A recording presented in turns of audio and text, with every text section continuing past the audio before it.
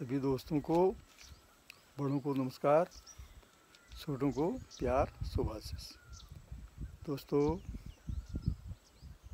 मैं आज दो शब्द अपने विचार कह रहा हूँ इसमें।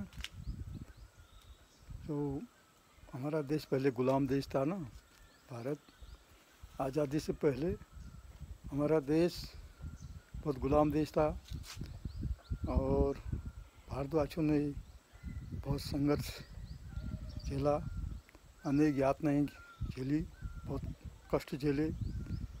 भारतवासियों को बहुत परेशानी हुई। इस देश को, गुलाम देश में बहुत दिक्कतों का सामना करना पड़ा।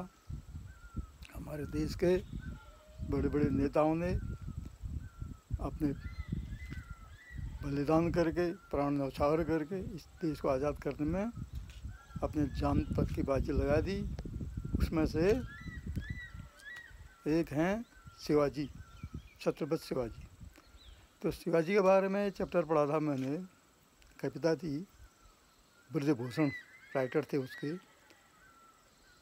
तो भूषण जी ने उनके बारे में कविता के रूप में कहा है कि जब लड़ाई के क्षेत्र में लड़ने के लिए जाते हैं अपनी चतुरंगी सेना को लेके, तो वो कविता है, साजी चतुरंग वीर रंग में तुरंग चढ़ी, सरजा शिवाजी जंग जीतन चलत है। ऐल फैल खैल बैल खलक में गैल गैल, गजन की ठेल पेला सैल उछलत है। तारासू तरिन धूरी, थारा में लखत जिजमी, थारा पर पारा पारावारियों अलत है। तो भूषण जी कहते हैं कि जिसमें शिवाजी लड़ाई के लिए गए थे चतुरंग में, सरजा से जंग जीतने के लिए जाते हैं, तो उस समय हाथियों की, घोड़ियों की, घोड़ों में, घुड़सवार में ऐसे लड़ाई होती थी। तो सजे जंग ऐल फैल खैल बैल खलक में गैल गैल, गजने की ठेल पेल सैल उछलत है। उसमें हाथियों के जाने से, हाथी घोड़े के चलने से, ऐसी आवाज़ से एक दूसरे टकरा के, गजन की ठेल से बड़े बड़े पहाड़ जैसे टूट रहे हैं, ऐसी आवाज़ होने वाली थी। गजन की ठेल पे सैल उछल, बड़े बड़े पहाड़ टूटे, ऐल फैल खैल।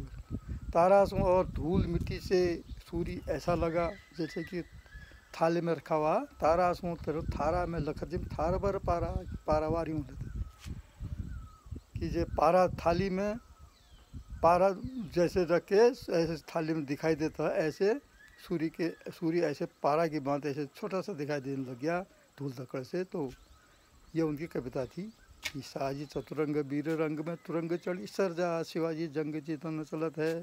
ऐल फैल खैल बैल खलक में गैल गैल, गजन की ठेल पेल सैल उछलत है। तारासू तरिन धूरी, थारा में लखत जिमी, थारा पर पारा पारावारियों हलत है। ये इस कविता को मैं आपको सुना रहा हूँ और फिर आपको नेक्स्ट ब्लॉग मिलूँगा मैं। Thank you so much for watching my blog. Thank you सभी।